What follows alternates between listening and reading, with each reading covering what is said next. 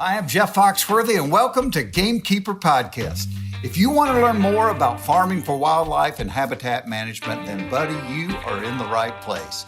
Join the Gamekeeper crew direct from Mossy Oak Land Enhancement Studio as they discuss the latest wildlife and habitat management practices, news, and, of course, hunting. There's no telling what you'll learn, but I'm going to tell you, I bet it's interesting. Enjoy.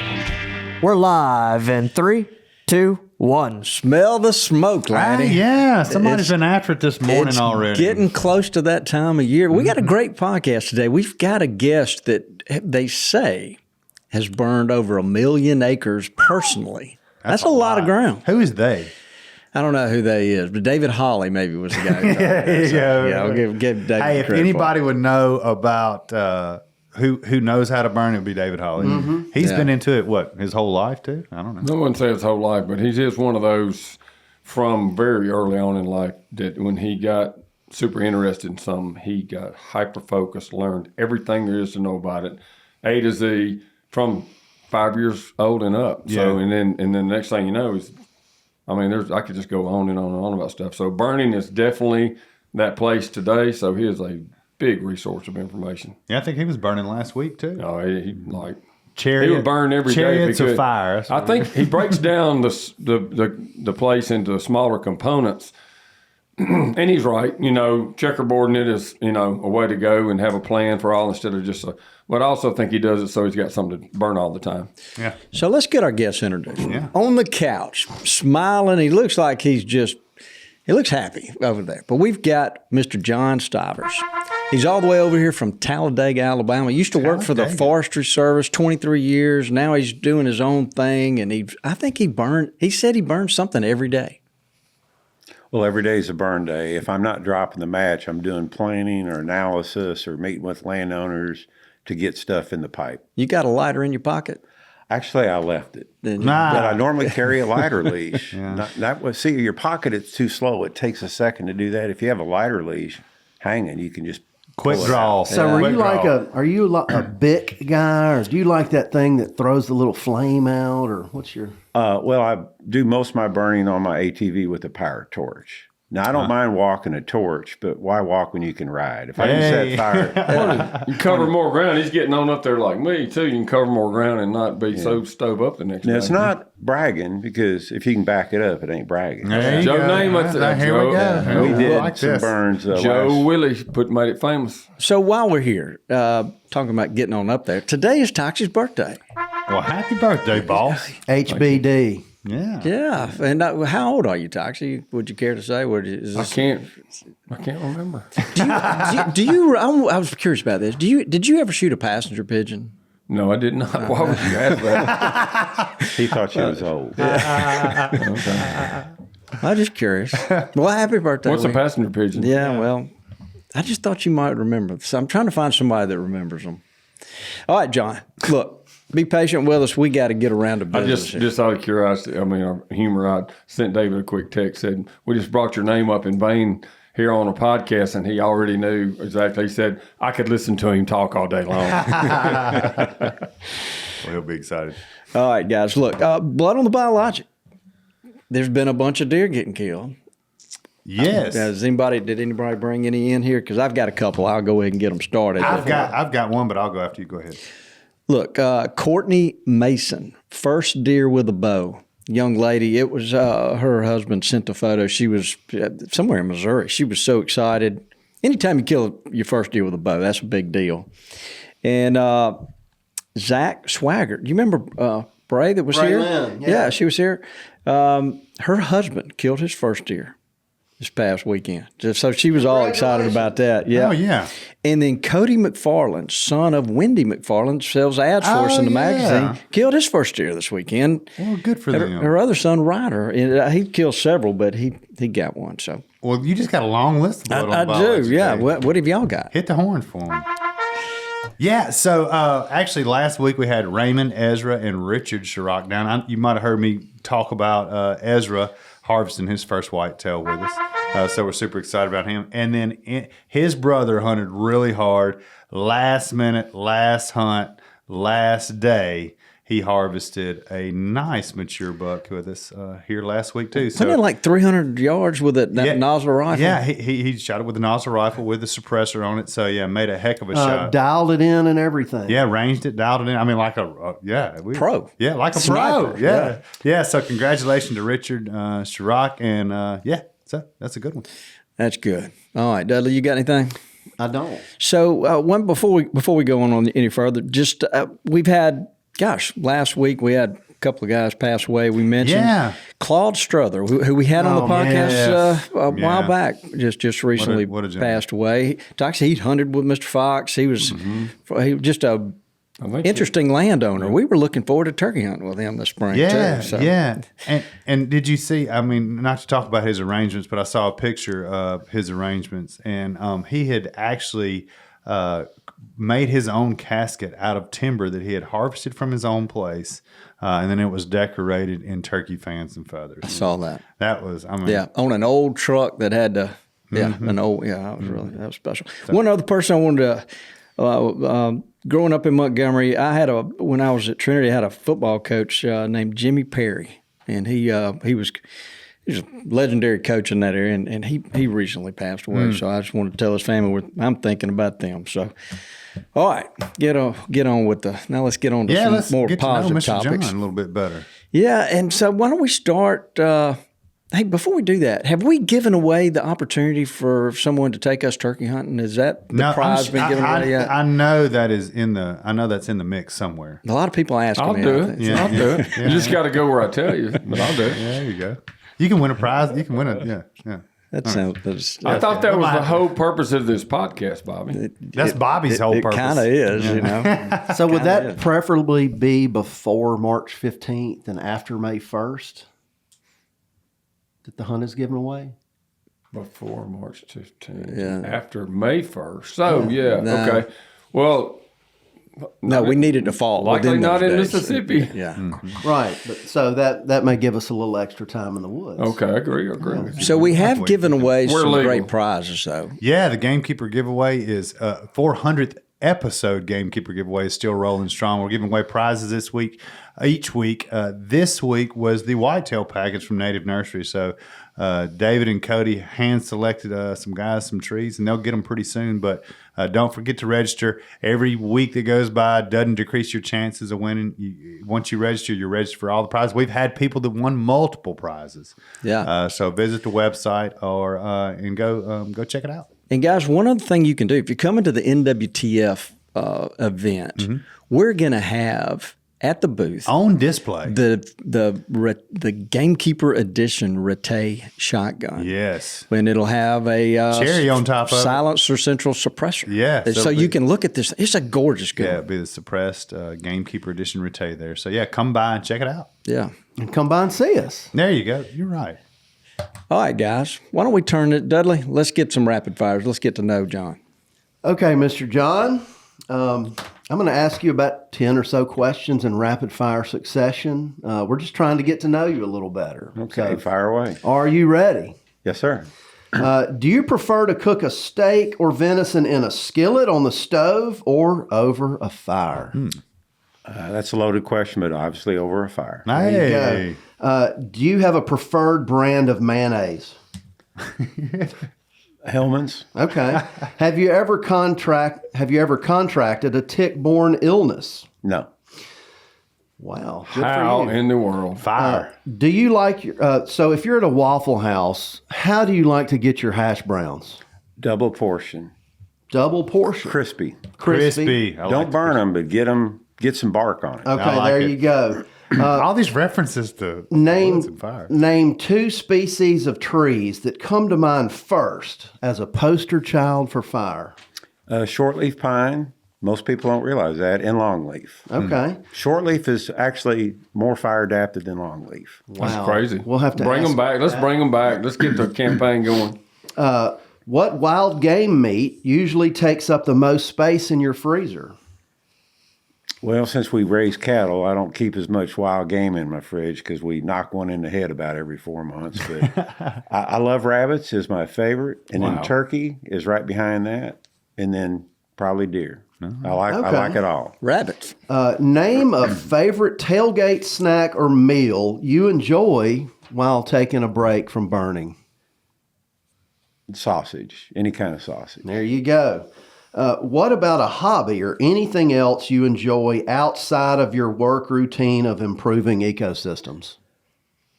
Actually, cutting firewood to me is therapeutic. I can appreciate What that. do they say? It heats you twice or 3 times, something like that.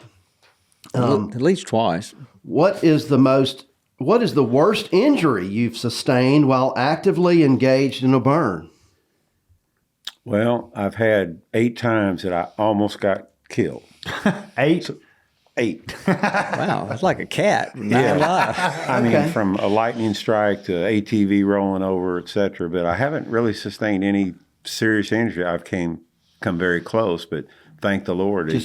Amen. Just a few briar scratches, probably. Yeah, just, Okay.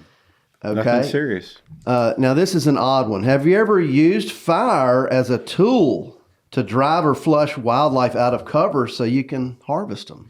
No, but I was doing a burn one day, and I had my Ruger Super Blackhawk 44 Magnum, and it was during those days in Chambers County, and I saw one coming down the hill, and I hollered, and she put on the brakes, and I made about a 50-yard shot, put her down, and raked the line around her, did a burnout, and then finished the track, and then I went back and retrieved my deer. Yeah. That's doing work right there now. I'd love to do that with pigs, that is awesome. Very memorable. That's a long shot.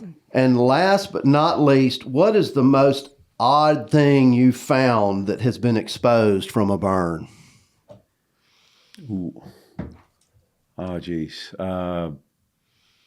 Probably, I found a hand axe. Okay. On Enon Plantation. It was probably a 3,500-year-old green stone hand scraper. Oh, that's beautiful. And after I burned, it was just barely sticking up, just caught my eye. And I'd say that's pretty cool. That's pretty cool. Yeah, artifact is a good one. All right. Yeah, that's great. Well, the Rapid Fire is brought to you by Nutrient Ag Solutions. You probably see some of their trucks when you're driving around starting fires over there in Alabama. So we've got a lot of questions. Instead of fighting. Look, Right. and this crew right here, there's nobody loves a fire more than Toxie does. Lanny he's a danger to light a fire at any point in time. Dudley loves fire. And I've been told by a lot of women all my life I'm pretty hot. So this is... Why do we have to go there? Where are you coming from on this? I mean, you just had a great topic going and just sincerity. Yeah. And then you go and you make up a tall tale again because everybody knows that's not true. wow. So is that when you go visit your family at the nursing home? Yeah. It was his grandmother, probably. No, remember, it's not bragging if you can back it up. I know, but that's why we have a problem with it. All right. Oh, me. I'd like to throw out the first question. How in the world did you become so interested in fire? Because when talking to you, you are consumed, excuse the pun, you are consumed by fire. Yeah, and even though I'm kind of known for a fire guy, I'm a much better silviculturist and forester. Now, part of ecology and managing southern landscapes, if you don't like fire, I mean, you need to go back to school. Mm-hmm. Something wrong with you. It comes with it. So I've always liked the management side, and fire is one of those things. It's like, we don't have to do that. We get to do this on top of growing timber, manipulating forest structure for whatever objectives. Fire is a big part of it. And, most people go to jail for setting the woods on fire. If you get certified, then, you're a licensed pyromaniac. So what's there not to like? Yeah. Wow. So on the level of importance, you're going to say, like driving over here, you probably passed by a lot of places that you thought, boy, and that place needs a match. As a forester, I can't help but prescribe treatments as I'm going down the road. Oh, that stand needs to be thin. That stand needs to be put down and started over. But fire, or the lack of fire, breaks my heart. It just breaks my heart. Because I'll see 10,000 acres of untreated land before I finally see a nice open and park-like stand or something that's had some type of fire regime put on it. You see more unmanaged forests, and that's just a shame. I think that plagues a lot of us that, enjoy this kind of work. It's hard to go somewhere without critiquing somebody that, forgive them, but they know not what they do. Yeah. My biggest problem is the person with the 20-acre yard that likes to mow it all the time. I'm like, you've got all this space. You can do something something cool with it. But yeah. Well, let's talk about how a guy needs to get started. And I think you teach classes.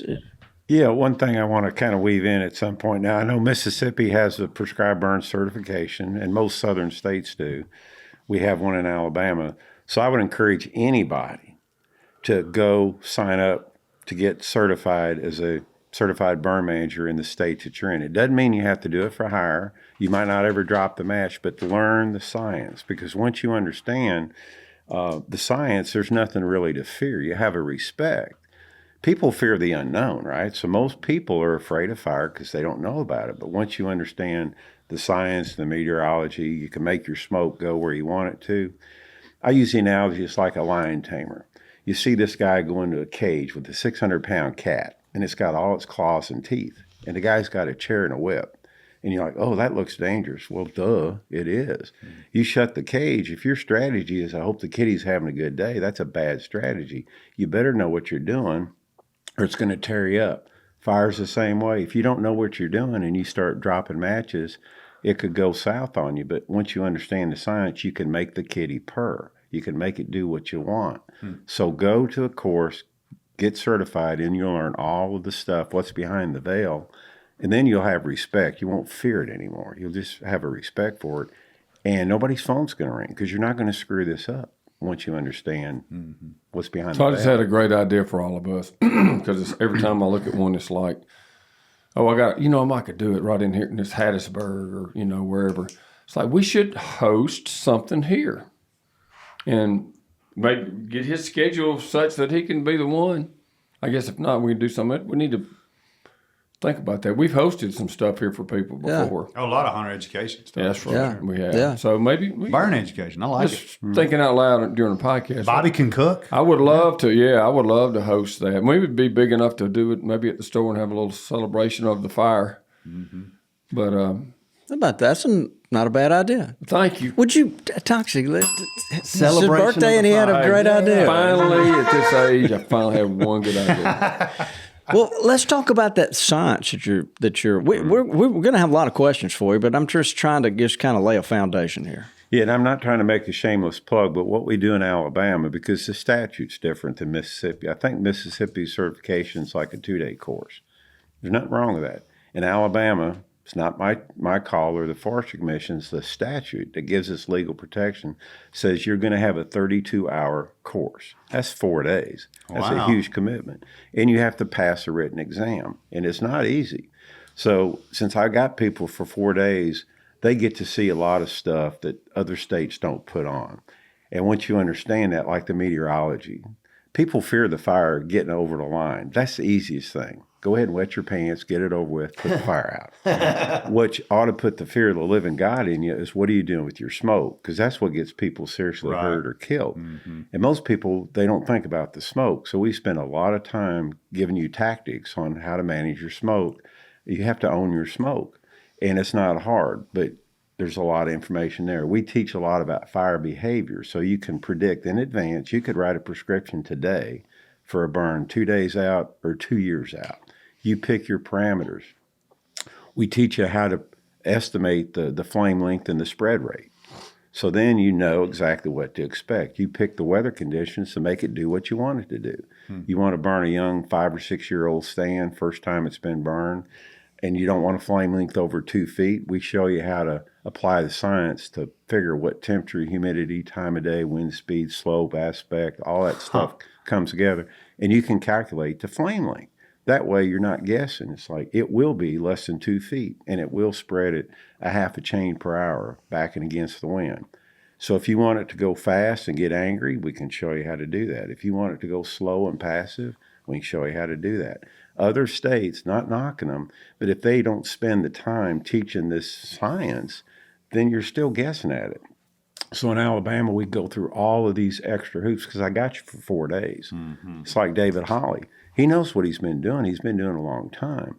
But when he got certified and he sat under that 4-day instruction, then he's like, oh, now I understand about moisture extinction, probability of ignition. I can make it do exactly what I want. He's been a good burner, but he's just gotten lucky. Now he's an artist. I mean, it's like silviculture. understanding the science is one thing, but there's an art to it. There's an art to being a fire practitioner. Anybody can set a fire, but the art comes into you know what you're doing and you've got contingencies and you're not surprised. That's my best day, is get acres treated and not have any drama. So that's what we want. Landowners and practitioners say, respect it, don't be afraid of it, and we can show you how to do it. So the certification, we get very thorough. And I wish other states would, but I understand why they don't.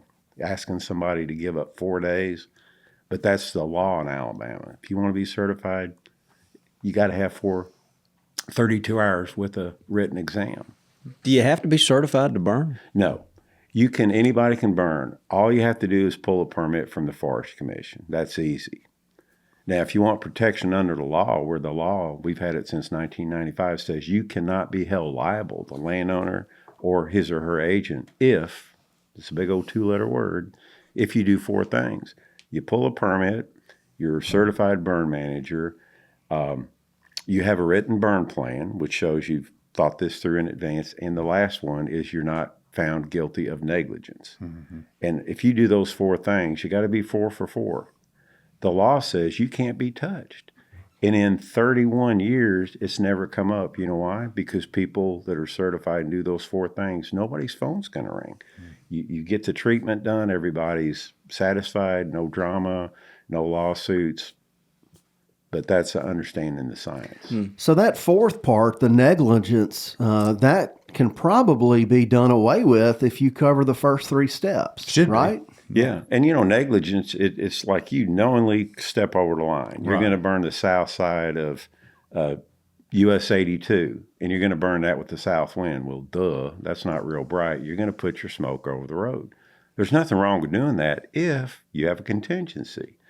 So a reasonable person would burn the south side of US 82 with the north wind, right, to make it go the other way. So negligence means you did something that nobody else would have done. So you have to knowingly and willingly do something stupid. Now, one of my other little quotable quotes is, it's not hard to be wise. Think of something stupid. Okay, I got that. Don't do that. And if you do that, you'll have the wisdom of Solomon. So particularly with putting fire on the ground, don't do something stupid. You understand the science. Don't be tempted. There's always another day. Don't try and push the edge of the envelope. And if you'll do that, no drama. Surprises are nice on your birthday, not when you're out there dropping the match. Toxie, when you started burning, where did your first memories of burning come from? When they did some burning with a place I grew up hunting, South Alabama. So I was aware of it. It wasn't nearly probably what they do now, but I was aware of it as a child then because, they had so much timberland to manage. And they did a lot of longleaf pine too. Yeah. So that was the first time, but... Do you remember your first fire that you set yourself? Yeah, it probably was probably at Shamola. Were you nervous? Yeah, probably. Yeah. I can't always- remember I for always sure. get I'm gonna nervous say I'm every thinking, time. making me think I may think of it before we're through with this, but I think it would have been early 90s. Yeah. While we're here, can you talk to us about fire breaks and what's a minimum thing that somebody could do? Because I picture there's a lot of woods that adjoin other landowners, and there may not be a road or a fire break per se. How do you handle situations like that? Well, and this is, a lot of people like the one size fits all. And I like a 10-foot wide bladed dozer line to mineral soil, with turnouts and broad base dips so you don't cause erosion. And once you put in that infrastructure, then if you burn on a 2-year return interval, you can sweep that line very easy. So it's worth putting in good fire breaks in the right location on the right soil so you don't cause a problem. But remember, a fire line only needs to be wide enough to hold and contain fire. So we teach these other tactics like start early in the day, as early as possible, and go fast. That way, if it jumps the line, you can probably give it a stern look and it'll go out. But if you're out there trying to black in a line in the peak of the day and the fire's getting angry, that's not real wise. So you need a wider break. We've used lines as wide as 6 or 8 inches. You can use passive lines, streams, a different fuel type. Use a blower to blow leaves and litter out of a trail. I mean, the Pinhoti Trail is a great little fire line. It might be on a 60% slope, but it's going to jump the line if you're lighting at the wrong time of the day. So again, we teach a thing called probability of ignition, where you can predict what percent of the firebrands lofted over your line can start a new fire. So if you blacken your lines early in the day or right in the evening, and we do a lot of night burning, I know that's a dirty word in the state of Mississippi with the Forestry Commission. In Alabama, they don't care. They'll give you a permit. You can go burn all night. But you know what? This I didn't realize, won't but Mississippi, they though. won't Mississippi. They We will not. burned at night so many times in Alabama, and it's awesome. They tell you your permit's cut off at dark. Well, they call it a stagnation index. It's got a number. And and again, it's not the state's business, in my opinion. You have the God-given right to go do something stupid. Mississippi Forestry Commission is not going to get sued. I'm no lawyer, but you can't hold them liable. They have to issue a permit. So let the practitioner be responsible. Yeah. We do a lot of burning at night. It's the safest thing you can do. I know the humidity always comes up. Yeah, you have low wind speeds, high humidity, high fuel moisture, cooler temperatures. Everything's in your favor to make that flame length get low and the spread rate's low. So then you could have a very minimal fire line, 6 inches, and it'll hold fire. But you try and do that in the same fuel type at 11 in the day, it better be 2 blades wide, and you better be ready to fight some fire. So you can do this you can do it round, or you can do it square. I like to do it easy. I want to be successful. So, but back to the fire lines.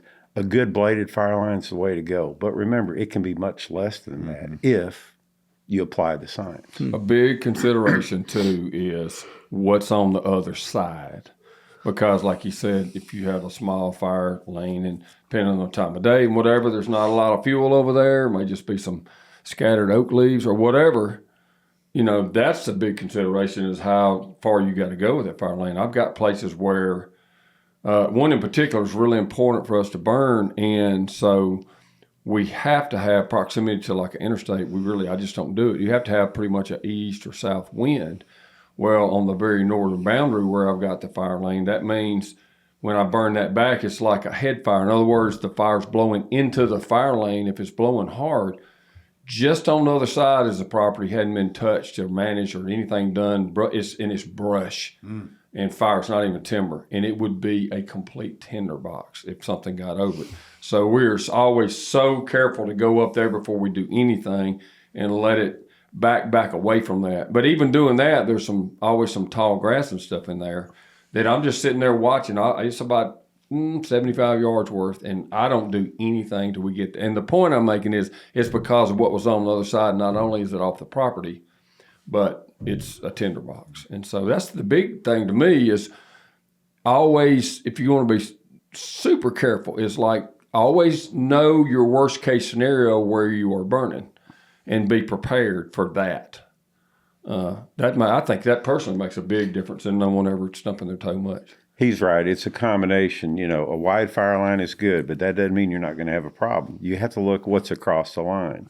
And the way you defeat that, your contingency, is, again, just choose an appropriate wind direction so it's not bumping the line where it's kind of risky.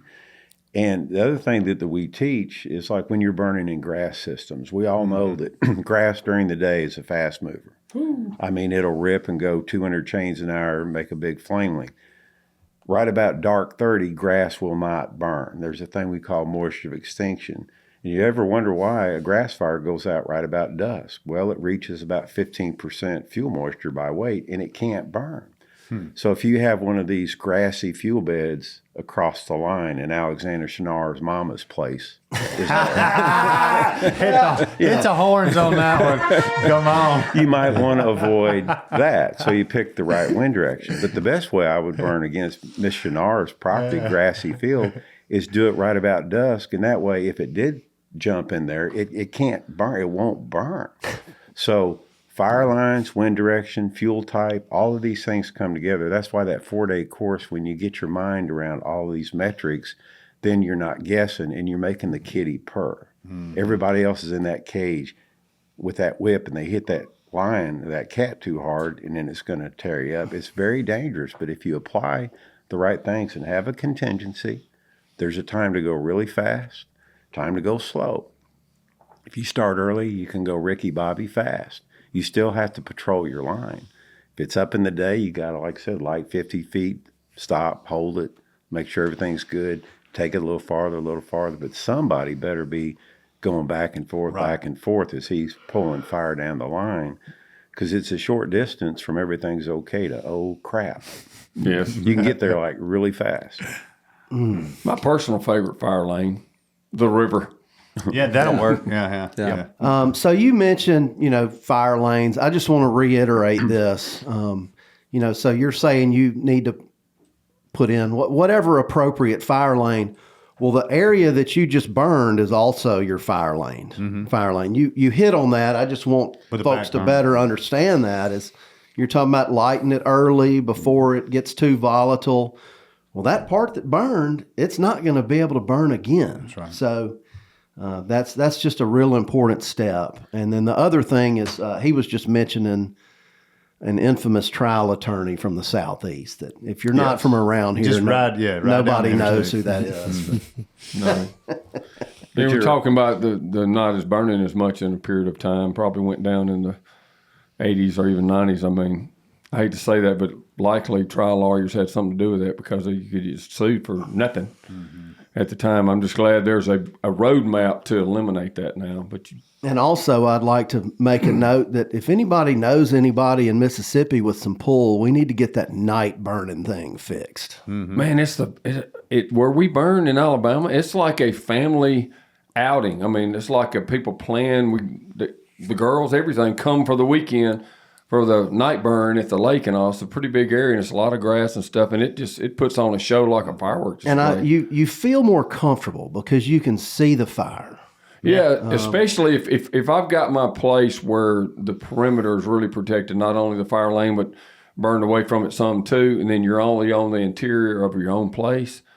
Man, it is so cold to burn at night. And I know there's got to be like, and tell us about it, but I've heard some of the people that burn a lot in forests in the past saying, they were able to burn like a 5-year-old plantation by backing it through on a 28-degree night.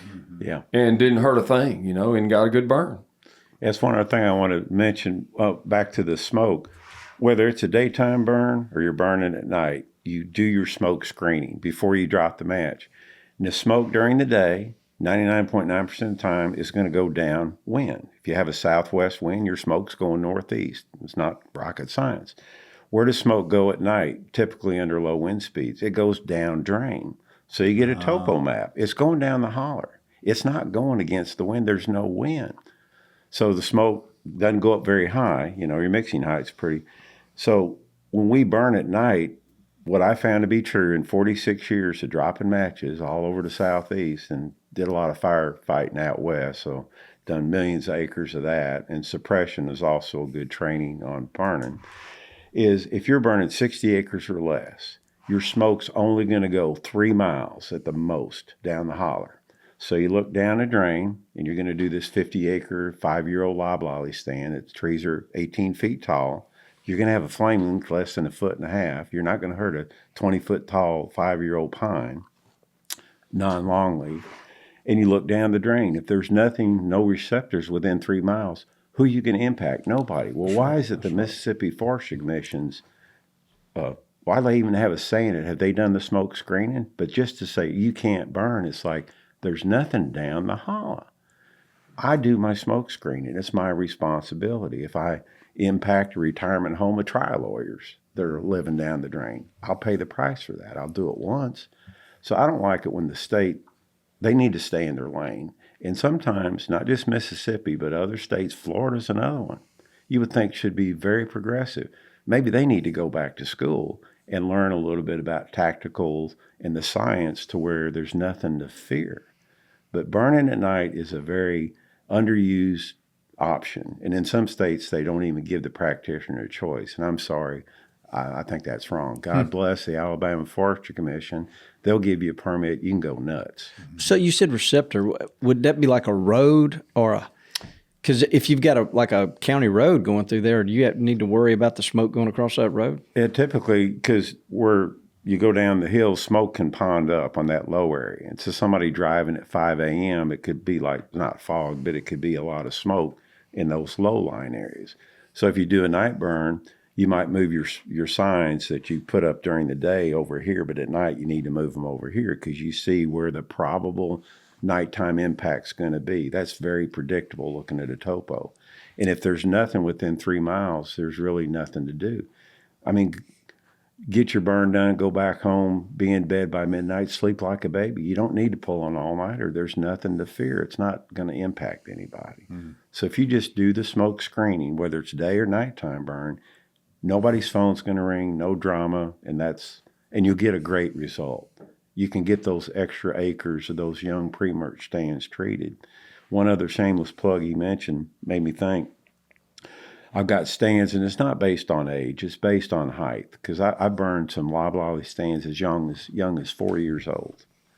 Now, don't get hung up on the age. It's due to the genetics, the soil, the intensity of site prep trees can get up, and we burn those stands annually, a 1 year return interval, because here we got 600 to 800 trees per acre, and you have a lot of litter. So when you burn that with a backing fire in the evening on a cold day, so you don't scorch the trees, every time you burn annually, you reduce that litter layer. And I've had stands that I burned 10 years in a row. They're 14 years old. Before you thin it, 600 trees per acre, and it's a sea of grass. We have beautiful ground cover because you reduce the mulching effect of that litter. That's what suppresses. The seed bank is full of weeds, forbs, and grasses. Now, granted, 700 trees per acre is a lot, but if you can reduce that litter thickness, you're going to wake up the ground cover. And we have these 7 and 8 year old loblolly stands that a turkey, I mean, it's like a browse zone. For 5 feet up, it's open. So a turkey can see, they're going to nest in that. You got bugging, habitat because you have insect producing habitat. Turkeys are going to be in there. And yet you're treating these pre-merge plantations until you can commercially thin. That's when you advance the habitat. But in the meantime, stick a match in it every year, as long as it'll carry fire, and you will wake up that ground cover in loblolly, shortleaf, non-longleaf stands. And then you see the same stand that hadn't been burned. You can't throw a cat through it. It's a wall. So fire it really improve the habitat of these young pre-merge stands if you just, again, do it during the day under cold temperatures, or do it at night. That's the best time. But do your smoke screening regardless.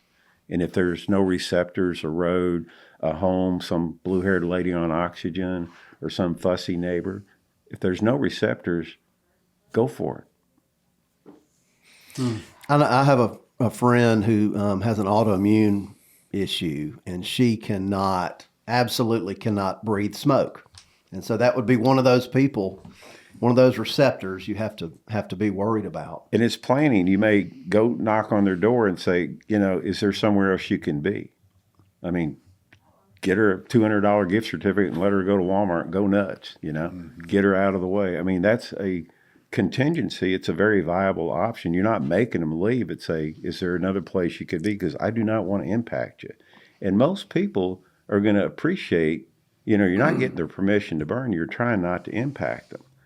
We have the right to burn, but the public has a right not to be hammered by what we do as well. So you have to, balance that. Sure. So you keep mentioning loblolly pines, and I'm thinking not everybody listening to this has got a pine plantation. They may just have some upland habitat that's a mix of oaks and sweet gum and some pines. Can you carry a fire? Is that someplace you would want to carry a fire through every year, like what you're describing? Yep. As you saw, one of my little quotes is, if it won't carry fire, it's probably not worth managing. About the only thing, and even upland hardwoods, sometimes that's a sacred cow to some people, but the science says it's okay to burn through upland hardwoods because guess what? The home team that was here 1,000 years before we showed up, they were setting the landscape on fire. They were burning through hardwoods as well. But the trick is to just dial down the intensity. So the seasonality is important, the predicted flame length. And if you're trying to impact things like yellow poplar, red maple, sweet gum, things that you don't like and not hurt the oaks and hickories, they already have thick bark inherently at a low, 2 feet up, they got bark that thick. You're not going to hurt them with a low intensity fire. So burning through hardwoods is perfectly ecologically acceptable. It's okay to do that because they've adapted to that fire due to that bark thickness. And the other species that are in there making a living because people have taken fire off the landscape. That's why we have sweet gum, red maple, a lot of other invasive species making a living where it used to be oak savannas. Mm-hmm. It's just we've removed fire from the landscape and all these other hardwoods. But when people say fire doesn't belong in hardwood, that's not true. They need to go back to school. That's a lie. Now they've been drinking the Kool-Aid, and even at some forestry schools, they tell these guys, "Oh, you don't burn in hardwood," and it's like, where'd you get your PhD? I mean, I may be a simple guy from Arkansas, but the science and the ecology says otherwise. Don't put your biases in there. Let people make a command decision. If you want to keep fire out of those hardwoods, fine, cut a scrape around it, but don't tell me it's wrong to let fire burn through there. You can do it and mitigate their concern. There's a lot of people burning bottomland hardwoods. That's exactly what I was going to ask about. Yeah, I mean, is there a bigger distinction between upland hardwoods and bottomland hardwoods and running fire through them? Just you got a limited number of days because the soil moisture and in the wet bottoms, frequently flooded, the leaves get kind of squished down, so you have a compacted fuel bed versus a little fluffier. But particularly for deer, you can go in a bottomland hardwood area if you're a bow hunter and say you don't want to take a shot over 40 yards. I would take a leaf blower, go into that bottom, find my tree stand, and I would blow a leaf line around 40 yards out, and then go out there when it'll burn. And it's pretty safe burning because if it escapes, it ain't going hardly. And you blacken in that one little area. Deer are so curious. Guess what? They're going to come into your 40-yard black that you created. Bow season burns. Yeah. So And, let me ask you this, though. The second thing you're getting to is going to be what grows from there is going to be so much more attractive than the surrounding area, especially with a leaf covered in leaves. So, but say your target date was October 1st. When would you burn it? Probably middle of September. You want the deer because they're so curious, Right. and once they, I saw that a month ago. They're not as apt to go. But that's how you pull a deer in to within your favorite tree stand. Wow. Otherwise, you're in the bottom. You see that buck 70 yards out, and that's as close as it gets. If you create that black fairly quickly, they're going to come check it out because they're curious. Yeah, Marcus et al. Figured that out. Yes. And proved it through science.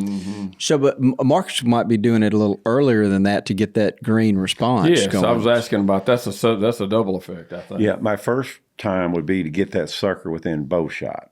So I would do that quicker, closer to when I wanted to bow hunt. But then the second and third burn, now you start to advance the ground cover, the browse, to create that little bit of diversity that's going to make them want to come back and frequent that more and defend that territory from other bucks. Well, you create spring again because when everything first comes out of dormancy and all that fresh green growth in the spring, it's all kind of plants that aren't even necessarily great to eat later on are good for them. The cell walls on all the plants are thinner and they're tender, and average person can go look at that and tell. Right. So soft and tender and succulent and easier to digest.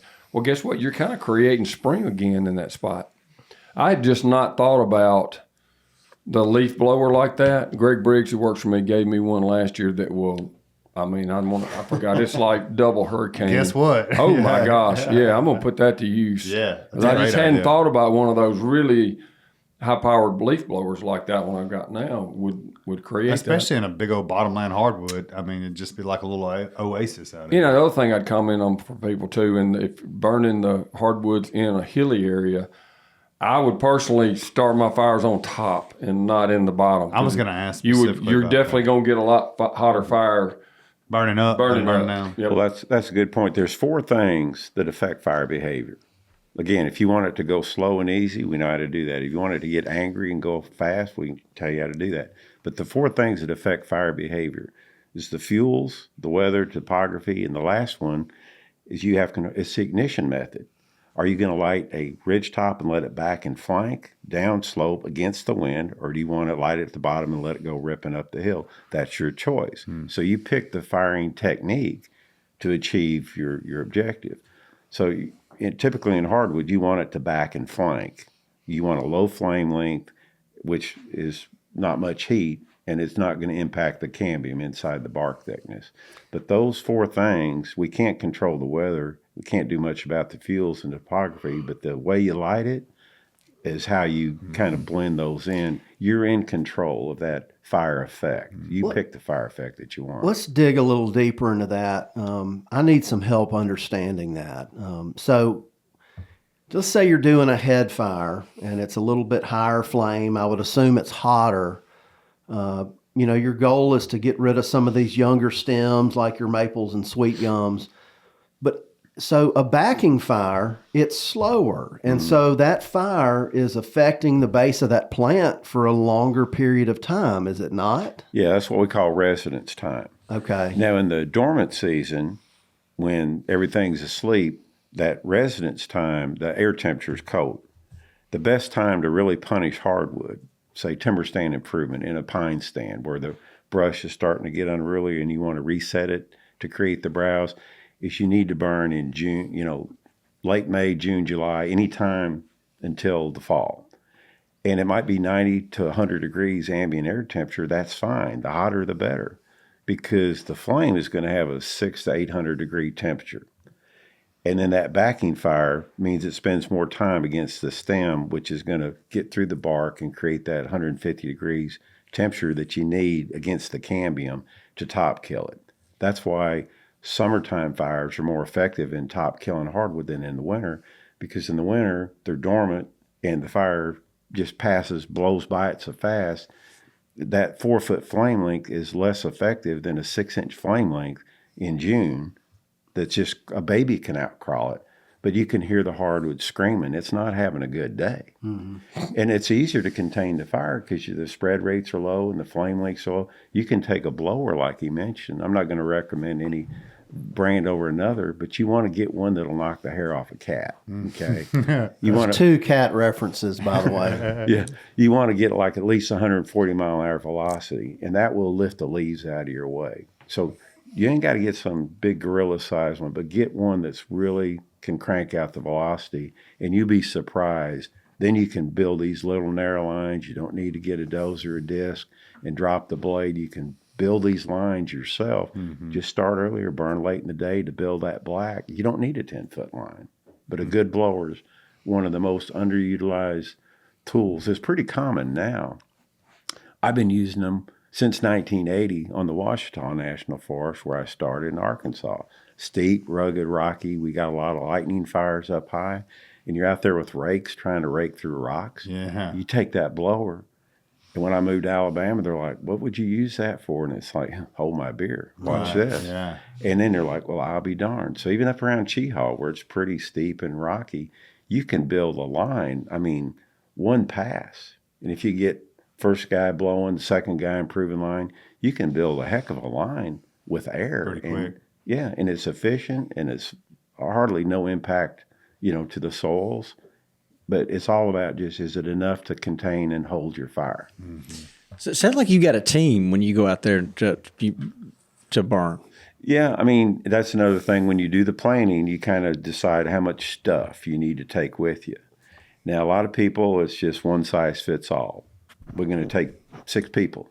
Why 6? Maybe you just need 2. Maybe you need 16. So you should decide how much stuff you need, what kind of equipment you need. Normally when I burn, and we do a lot of burning, we burned over Pelham Range a few weeks ago, and 4 of us on power torches, our 4-wheelers with the torches on the back. And we did 3,017 acres on a Saturday, and the next Monday we did 5,100 acres, 4 guys. Now, we didn't just light the perimeter and say we're done. I mean, you go inside, you're advancing fire across that track.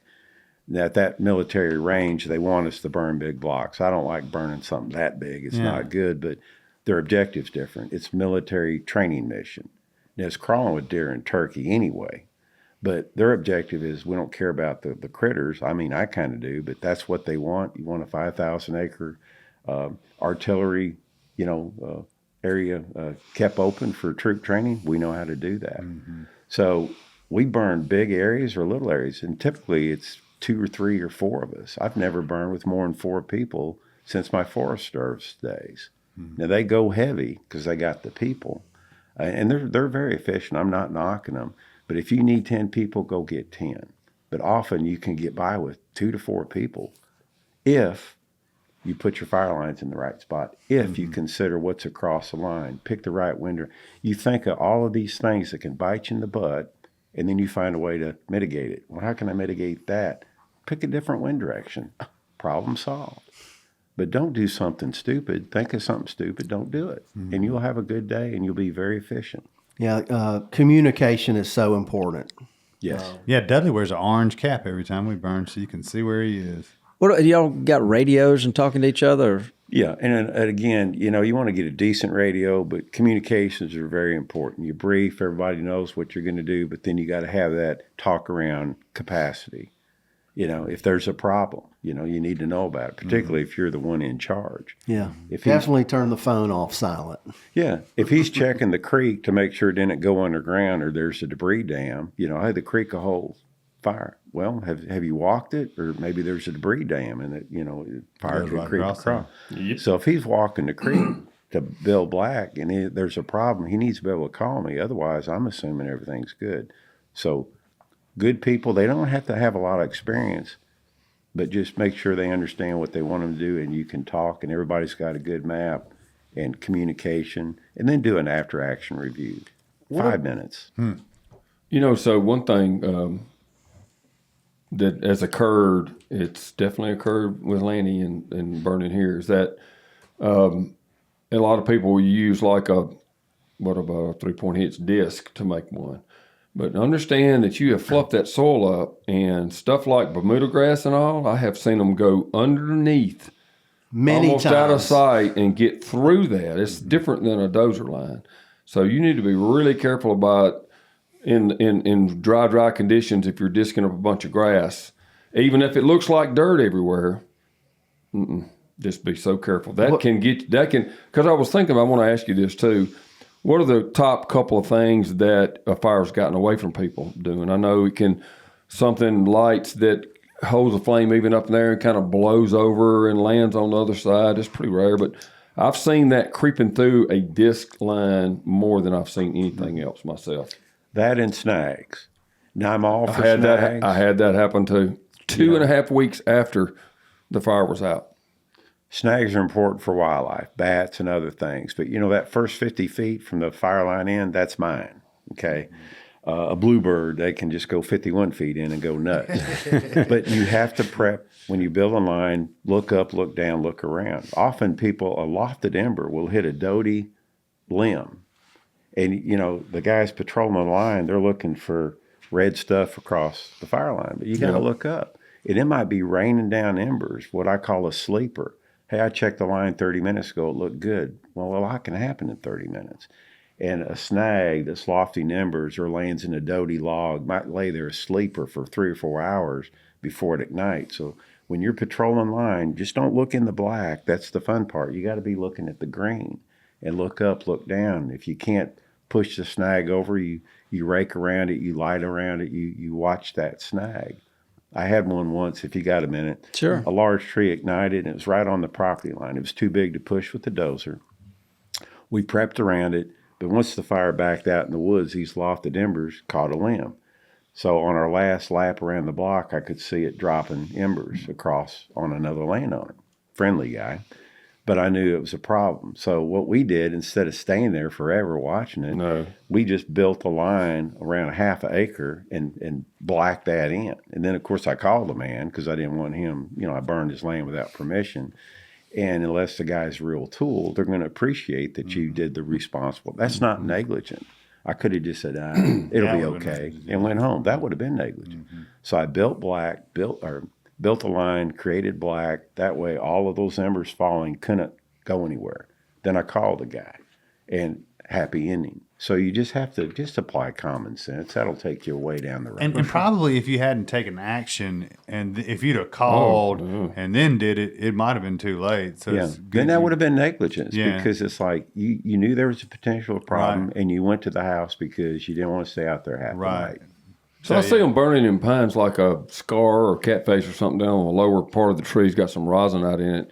And I've actually seen a month later through several rains, it's still a little fire going in some of those things. So what happened a couple of years ago was we'd had a dozer fire lane around it, and there's one side of it that's a neighboring property. But I even have a fire lane off the public road a pretty good little way, say 50 yards. And so I went around, everything burned out, and there was probably 5, 6, 7 feet off the ground. There's a pretty good little flame coming out of the side of a pine where some rosin from a scar and all was. And the tree had started to die, but it wasn't dead. But I would say this is a 80 foot, 70, 80 foot tree, 120 feet from the fire lane. I didn't think anything of it. A couple of weeks later, I got a call about a fire getting away. And that tree, when I ran out there to look at it, had fallen. It had burned so low that it fell, and the fire had gotten way up in the tree in 2 weeks' time. And when it fell, it slapped the ground and rolled that stuff across the fire lane, way further than the height of the tree, and started a fire. Thank goodness it was where there was just that narrow strip between the road, which is a paved road, and then a fire lane I had on the very north end. But if it had gone somewhere else, it might have been a big problem. So I mean, I started saying, what are the the worst case scenarios? I mean, that tree was so far away from a fire lane, I never dreamed anything could happen. I always go back and check. Yeah, we had a hollow log fall one time, a hollow log from a site prep burn. It acted like a cannon and shot a coal. I don't know how it happened, maybe in combination with wind, but it was about 200 yards, and that coal landed on my neighbor's front porch. Oh, my goodness. And wow. yeah. Did the phone ring? The phone rang. Luckily, one of the fire folks was sitting at that guy's gate eating a sandwich and saw the smoke, and they were able to go get it. And it burned about half of the porch. Oh, wow. Goodness gracious. One thing I like to do is I like to, if I can, I'm a weekend warrior. So if I can, I try to avoid Sundays, and that gives me the Sunday to come back and ride around and inspect it for things like that. I wanted to hit on clothing. I was on some kind of native habitat Facebook group the other day, and somebody was chastising everybody. You don't have $1,000 techie outfit that's completely fire retardant. You shouldn't be out in the field burning. What's your thought on that? What should people be wearing? Well, it's a choice. Now, I personally, I don't. When I was with Forest Service, you have to give Caesar what's Caesar's, and they wear PP out the wazoo. Sure. As a private guy, it's like if I burn holes in my britches, I'll just get another pair. I'll have a Nomex shirt on, but it's really what you want. You should wear leather gloves, wear the appropriate stuff. Protect your eyes, protect your hearing. If it makes you feel better to have a $200 Nomex jacket or the full jumpsuit, go nuts. But you don't have to have it, Well, I've had a lot of luck with my fire retardant high-tech brand. It's called Carhartt. What about And that's what I wear every time. Respirators or smoke protection? Now, there's a lot of bad juju in smoke. Yeah. 90% of it is water vapor, but there's acrolein, formaldehydes, all these other, and even a few known carcinogenics in wood smoke. But the dose makes the poison, right? Just because you whiff a little smoke doesn't mean you're going to, die of benzene poisoning, but it's in there. So most respirators, unless you're wearing like a structural firefighter full stuff, a little thing, you're not filtering out much less than a particulate matter PM 2.5. That stuff's getting through. It's kind of like during the COVID things, wearing these masks, what a joke. It's like keeping mosquitoes out of your backyard by having a chain link fence. It's not stopping. Right. Great analogy. And but if it makes you feel good to wear eye protection, because I don't like my eyes to water and be blowing snot, gagging and wheezing, that's just part of it, go ahead and wear any kind of respirator that gives you or your crew comfort. But as far as all of that NIOSH approved kind of stuff, I mean, you could spend thousands of dollars, but if someone's really sensitive to smoke, I probably wouldn't put them on the holding crew because they're going to be the ones eating smoke. Right. Give them a torch and let them make the fire in a clean atmosphere, dragging a torch. But anyway, take care of your people. But all that PPE, it's really a personal choice. None of it's really necessary because, again, the dose makes the poison. In the as we were preparing for this, you and I shared some notes, and I drew a circle around tips on burning piles. Yes. Could we just talk about that for a little bit? Yeah. Bobby likes a good clean area with a burn pile. Well, I'm thinking of burning piles. I'm thinking like if you're clearing an area and you're stacking trees windrows and stuff like that. Like Dudley said, Yeah. like a good clean. Well, yeah, and I've been burning some stuff and killed some trees around it, not meaning to. Well, here's a few tips. When I go down the road and I see a pile, I'm so obsessed with piles. I almost want to go knock on the guy's door and say, look, can I burn that pile for you? I'll do it for nothing. It's just bugging the hell out of me to look at your pile. But when you birth the pile through a timber sale, a thinning job, at a log deck, you're going to have a pile of debris. I personally, and all my clients, I don't scatter the debris. That skidder guy's like, I want you to stack it as high as you can. I'm going to build a larger log deck. I don't want the slash redistributed because you got a guy that's not, he's paid from the neck down to pull wood. When he clean out around the logger, he's dropping that wherever he feels like it.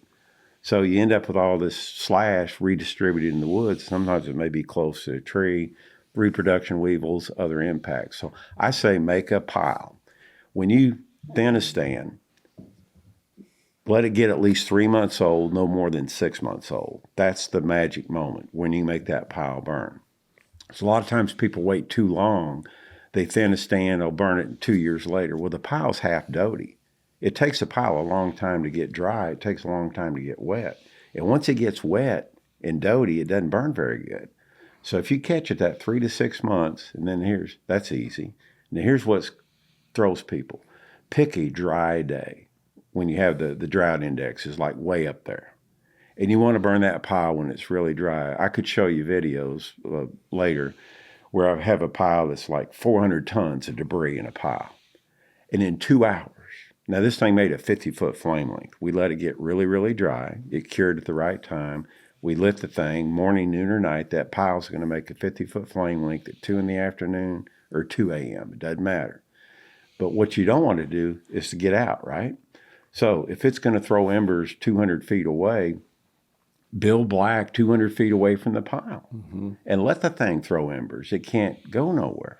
Let the pile get really dry, and in 2 hours, it will go through the flaming stage, and 95% of that biomass will be gone in 2 hours. You have a high-intensity fire, hardly any smoke, because smoke is from incomplete combustion. So you get this massive fire behavior, 2 hours, 300 tons, 90% of it's gone. Then what's left, it's going to be hot for a week, but it's going to smell. It's like burning a leaf pile, Leave it alone. Once it flames and it's encrusted, it just goes down to nothing, right? So a pile will do that. But most people wait until they're worried about the pile escaping. So they wait till the rainy day because they're more worried about the pile escaping. They ought to be worried about the smoke. Now you light a wet pile and you get nothing but a smoking heap, and you can't unring that bell. You're stuck with it. Let it get really, really dry. And I mean, piles 3 times the size of this studio will go away in 2 hours. So you can burn them at night, burn them in the day, build black. You don't have to build a dozer line around it. A lot of times I burn at night and I'll let it get away from the pile because it's like 3,000 degrees. I would spontaneously combust. Boosh. And I let it get 50 feet out in the woods, and I take my blower and then I walk around and I blow it out. I build my black and then put it out. I go home, sleep like a baby. Pile's going to be hot for a week, but it can't go anywhere. So you look at the weather. Unless you have 20-mile-an-hour plus winds predicted in the next 3 or 4 days, it can't go anywhere.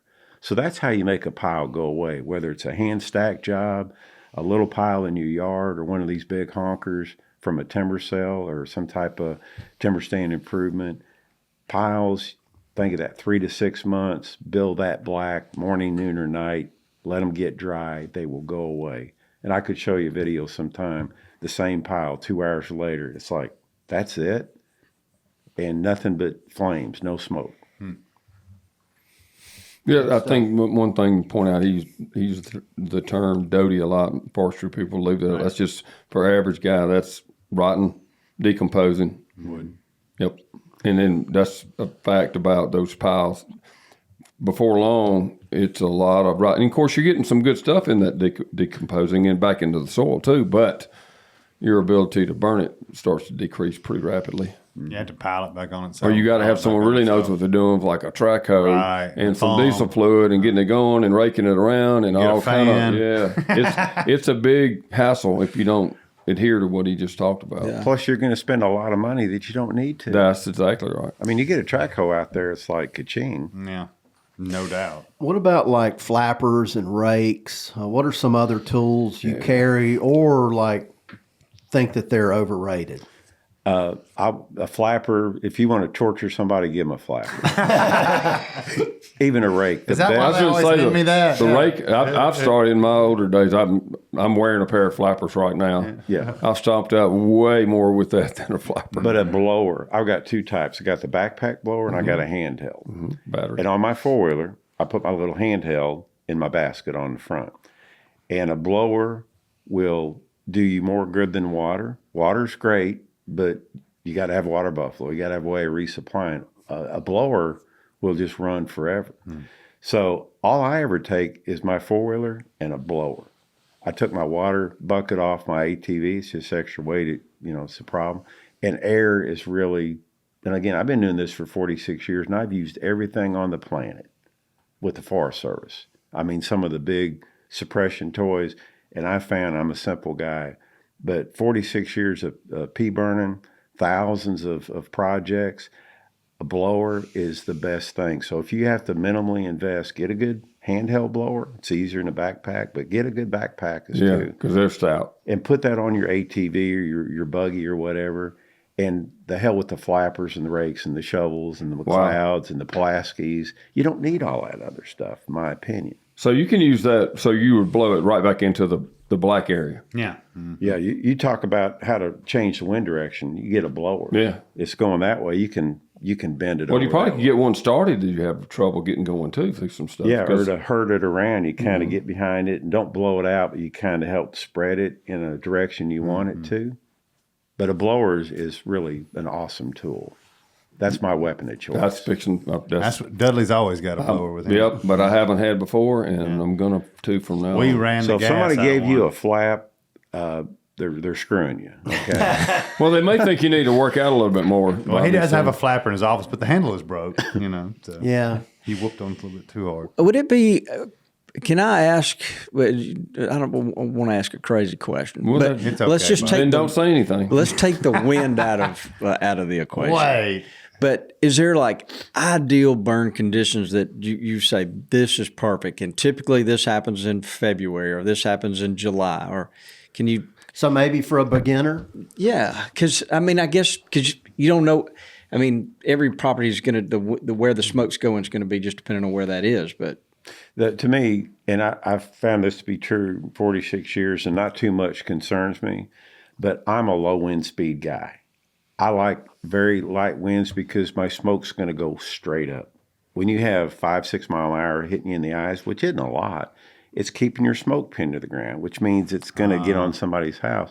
So I like picking days when I have a low wind speed, eye level wind. So what? 5 to 10? No, I'm talking like 2 miles an hour, Wow. 2 to 3. But do you not have a problem with those lower wind speeds, like the light and variable things? With the like dispersion. Yeah, well, I mean that it changes too much. And remember, you have about 10 different metrics. One is eye level wind. I want that low. Right. I want a good mixing height. I want it to go at least 2,000 feet. Most days it's going to go up 4,000 or 5,000 feet. you're gagging buzzards. Okay, buzzards can't see you. They might be falling out of the sky. Well, good. So low wind speed and a high mixing height, 2,000 feet or higher, and then your transport wind speed, the wind's aloft. Say the smoke's going up 4,000 feet and you have a southeast wind, means your smoke's going north and west, and the average wind speed from the ground to 4,000 feet is 15 miles an hour. Well, it's probably bumping at 30 at 4,000 feet. Get it up and over the receptors, and who cares if half of the state of Mississippi sees your burn if it's up thousands of feet. It's when you have a lot of wind speed down lows when you get in trouble. So I like low wind speeds with a good mixing height and a good transport wind speed to send my smoke. If it's 20 miles an hour and I'm burning in 5 hours, my smoke has moved 100 miles. Well, the old saying, dilution is not the solution to pollution, but it helps. So if I'm going to create this X volume of smoke, I want to meter it out over the biggest box I can create, 4,000 feet up and 100 miles long. I can park a lot of smoke in that without impacting anybody. Right. But eye level winds, low. Let your smoke get up and over everybody, and then let the good Lord give you the wind to take it in a favorable direction. I love it when we're sitting at the office or something and somebody goes outside and They can see you're it. like, oh my gosh, that's Toxie at the such and such burning, place. that's And right. Or, there's the so-and-so's burning way or over there. Laney and Dudley at the such and such place too. I saw that one from just about right here in town. That's 20 miles. Yeah. That's a big I can remember going down to meet them, and they'd already lit that first time we had burned Shimola a long time ago. And I could see it. In fact, that was not. It had gotten into. It was. I could see the glow. Did you start speeding up when you saw it? No, I stopped and just kind of went, "Wow!" It was so pretty. I could see that glow for a long ways at night. So what about humidity and temperature? And let's just talk about February, because that's probably where everybody is right now and thinking about this. Now, this is hard to explain. You'd get it in the course, but everybody thinks about a month, what time to start, what's the optimum temperature, humidity, and all that. And really, once you think about the fuel moisture of those fine fuels, the leaves, litter, and grass, that's what's important. All kinds of combinations of temperature, humidity, time of day, effective shading, all these other things come together. And something between 7 and 10% fuel moisture. Now you might say, what's that? You can burn on a day, say when it's 60 degrees, and it could be 22% humidity. Now most people would wet their pants, right? Oh, it's below 30. But the 1 hour fuel moisture, it's still 8 or 9%. The fuels don't care what the humidity is. It can only create so much flame length and spread rate based on the wind and the fuel moisture. Just because you have low humidity by itself doesn't mean nothing. The air temperature controls things more.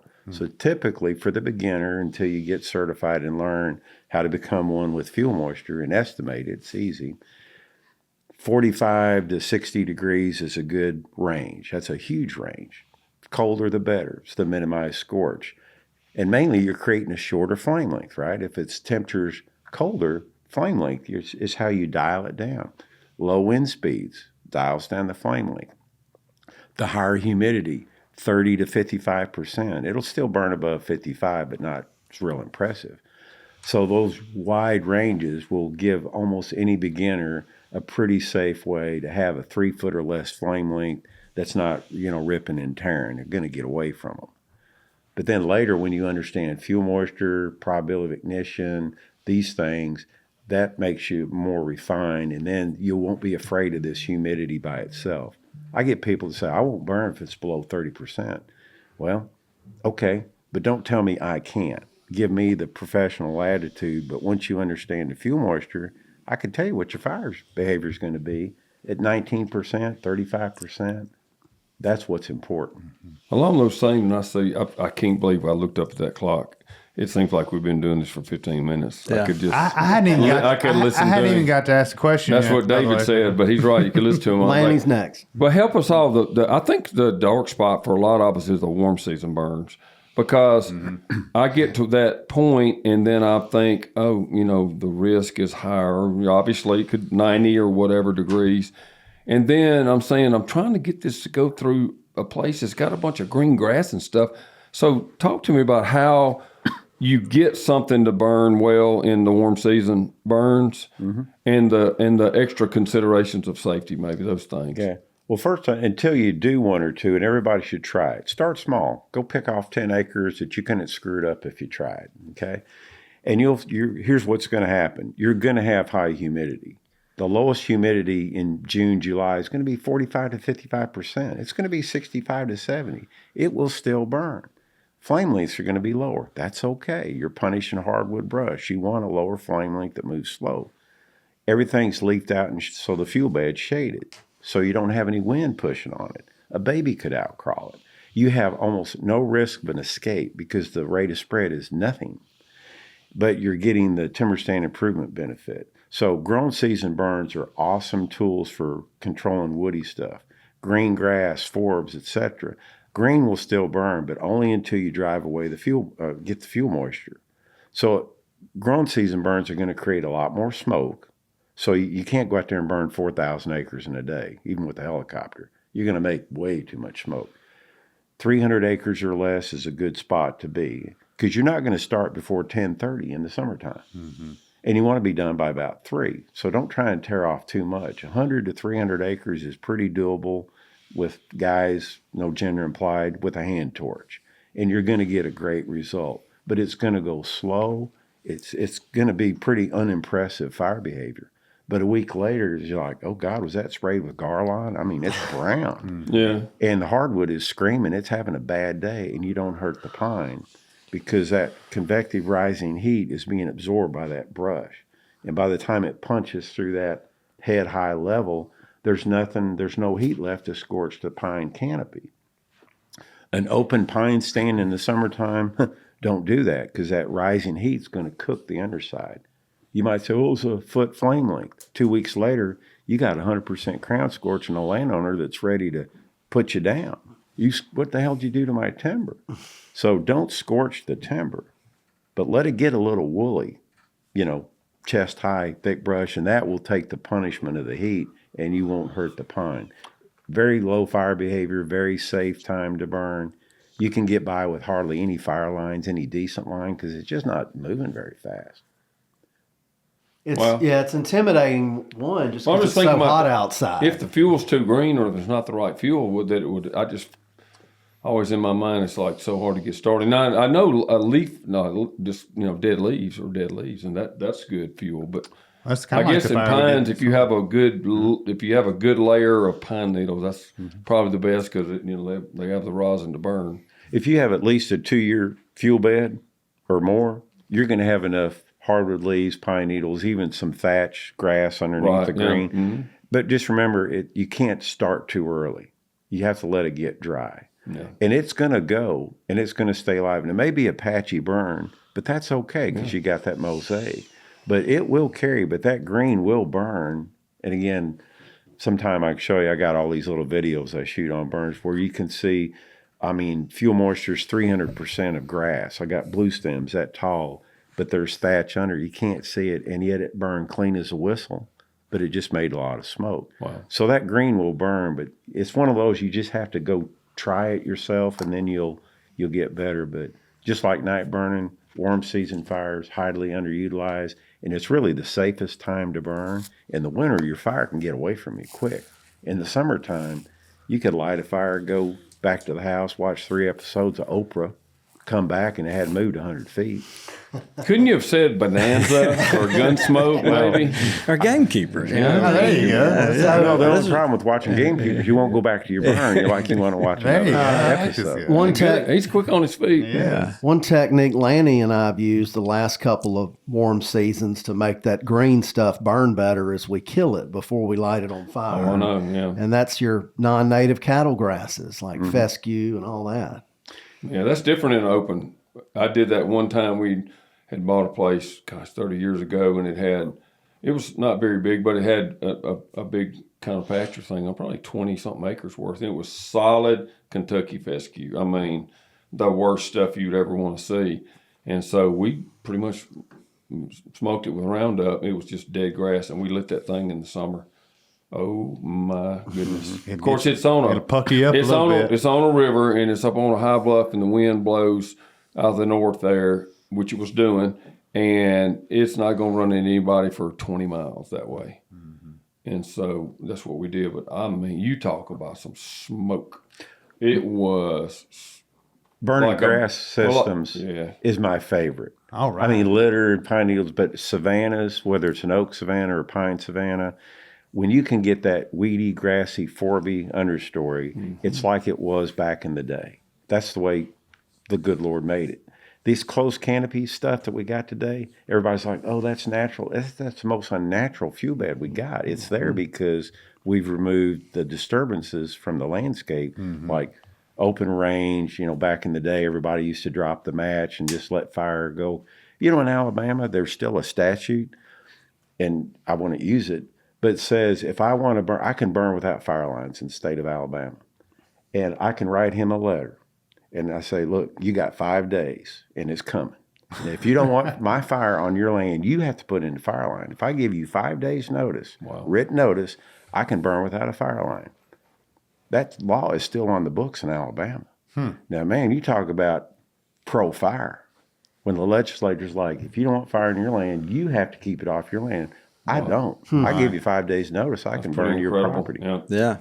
Considering that it might take a couple of days for that letter to get there through the mail. But Lanny, I know you got a question. Go. A couple, just listening to you and talk about, I mean, this is all about the science of burning, but it would seem like, I guess, I have a tendency to like pick a day and say, hey, the weather's going to be good. Then I build my plan around that. But as much as you've got going on, do you just have plans in your mind? And when the weather conditions today, you're like, hey, we're going here? Yeah, and it comes with experience, but you can write a plan today for a burn tomorrow or a year from now. Okay. Because when you do your map doodling, you're like, I want to aim my smoke that way. I can use a southeast wind, an east wind, or northeast. Anything with the E in it's acceptable. I don't want to aim, so that's a given. So you think about your smoke. Before the timber stand's even thinned, I do what I call a pre-marking burn. I'm going to burn that plantation before I stick a logger in there, just to open it up. And then right after they cut it within a year, then we're going to burn it again. I'm going to burn the pile in 3 to 6 months. Then I'm going to do the broadcast burn. So I'm already telling the landowner 4 burns out before we do the first one, because it's very predictable. So that way they can budget for it and understand it. Then all the other metrics kind of come in. All right, I'm going to do a dormant season burn first, and then the second burn will be a June burn, then another June burn, then a dormant season. So all of that, when you do a plan, you ought to be thinking 3 or 4 burns. Yeah. And just it starts with the map. I always tell people, do the map work first, and then all this other stuff spills out. Then you say, okay, where do I need to put my fire lines? Well, I'll burn on to him. I'll talk to him. He'll let me burn out to this creek on his property or burn to a road, or I'm going to put a cat line here. I'm going to use a blower. All of that kind of comes out when you do your map work. Then filling out the plan itself, do that, closer to the burn. But that map with some notes, there's no reason before you have a timber sale or whatever that you can't already tell that landowner 3 or 4 burns out before these things have even hit the ground. And that way you're getting them prepared. And then once they see the result, they can't wait, to do it again. And I like helping landowners, but I said, look, you don't need me. I'll show you how to do it. Save your money. And if you need me, I'll be happy to come do it. Don't get me wrong. But it wags my tail more to see a landowner say, you got this. Now, think about these things and then don't screw up. And you don't need to worry about these things. It's not real. You have to do something really stupid to get sued. Everybody's worried about being sued. You have to do something boneheaded for that to happen. Yep. Have your tactics changed because of any invasives like Kogon grass or those kind of things? Yeah, unfortunately, Japanese climbing fern, Jap grass, kudzu, privet. I mean, every day there's a new species, alien species that we got to deal with. But Kogon grass is probably the more fussy one. Clearly, in the dormant season, that stuff's really going to get angry. I mean, I think everybody needs to burn a patch of Kogon just to see the fire behavior. It's just like, oh my God. I didn't think it could do that. I video really dry grass and really the hottest kind of fuel stuff you'd see, and then with my phone. And I do it in slow mo, try it sometime. And I did the Kogon grass. It's like a different element than fire. The color of the flames coming off that Kogon grass, it's so hot. So if you have a lot of problems like that, sometimes you always have to tell a landowner, fire's not the fix. Okay, it's important, but we got to do something different to control it. Then we can put fire back. I see. Fire's not the magic bullet in every case. So with Kogan grass, Japanese climb fern, privet, I'm talking like really invasive stuff. It's like you got to do mechanical, chemical, kind of knock it down, and then we can put fire back in. But give fire a chance.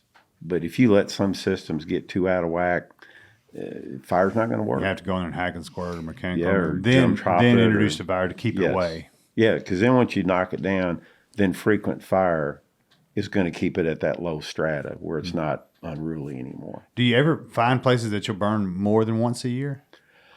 No, the only fuel type that you can actually, and I do this on my place, that I can burn twice in one calendar year is in a grass system. Right. Yeah. You could literally burn after it's cured, say in January 1, and by that December, it's grown back, it's had a full year, and you could literally burn some of those systems in like less than 12 months. Gotcha. Most of it I burn annual is in pre-merge loblolly stands where, because once you get it down from 10 tons per acre a litter, and now it's 5, and then 3, and then 2, and then every year after that, it's 2 tons per acre a litter burning, you can ratchet up the fire behavior. You can let it run with a flanking instead of a backing because you don't have the fuel loading. And just rip on through there. And just let it go. And you've already limbed up the tree. So the more frequency that you do, you can go faster and you can ratchet up the flame length and the spread rate, and you don't have to be as conservative.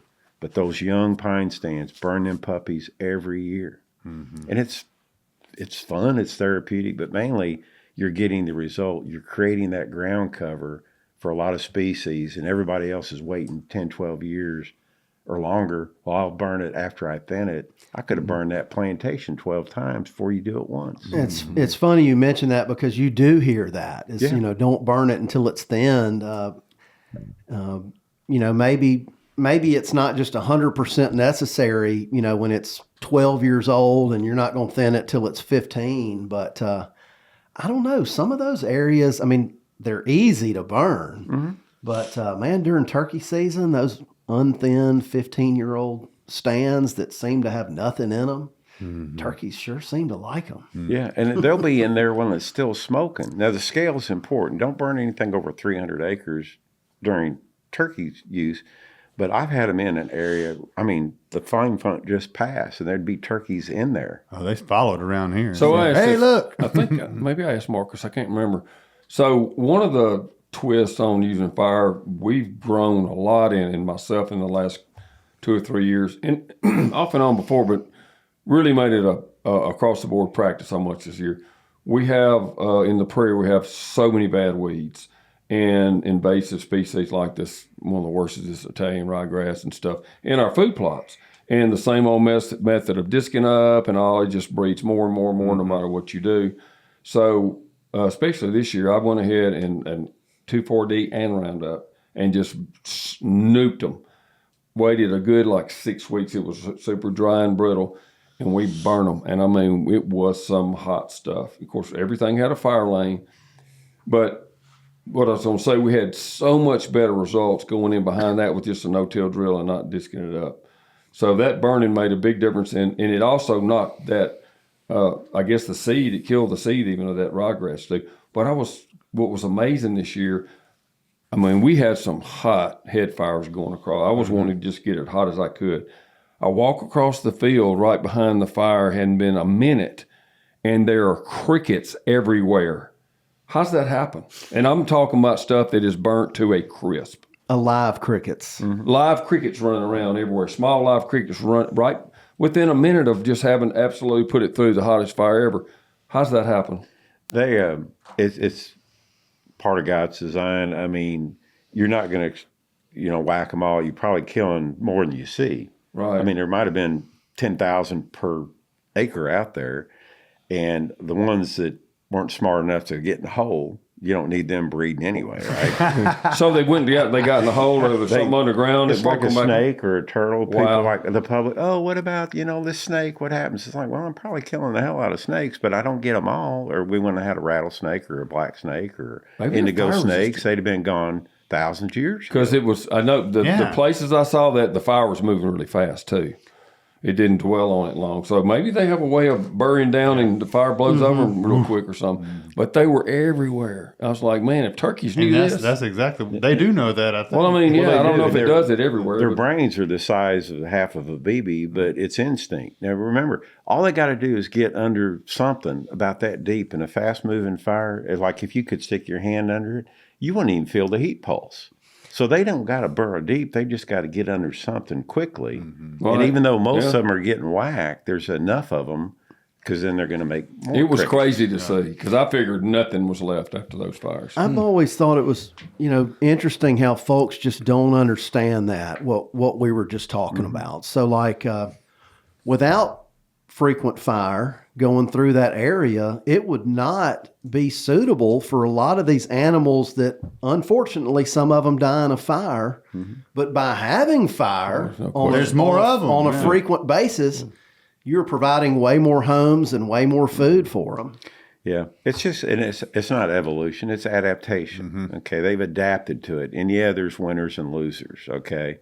But it's just the way nature works. You're never going to kill them all. And again, if they're not bright enough to get out of the way, I don't think I want them in the gene pool anyway. It's like an individual thing versus the whole helping the population. And that's harder macro. for people to swallow, which leads me to ask the question, what are your thoughts on fires during the turkey nesting season? Okay. I'm a simple guy. You got to break an egg to make an omelet, okay? Nothing's perfect, and there's winners and losers. Now, you want to mitigate the scale. And it's just, and I'm a forester, I'm not a biologist, but I've been observing for a long, long time. If you keep things under 300 acres, and even if you destroy some nests, and I think studies show, and there's not many studies, 5% or less than 5% of the nests are due to fire. Well, where's the outrage on fire ants, on coyotes, on armadillos, and other things that are robbing nests? That's 95% of what's hurting turkey nests, not fire. And man, you get called a lot of bad names for burning during turkey season. But if people would realize they're going to re-nest, you keep the scale small. And to me, forget about losing a few nests. If you're increasing brood rearing habitat, I think that trumps losing a few nests. Now, if a client of mine is adamant, I get it, I know what you're saying, but I don't want any burning until the poults hatch off. And I've got some like that down around Union Springs.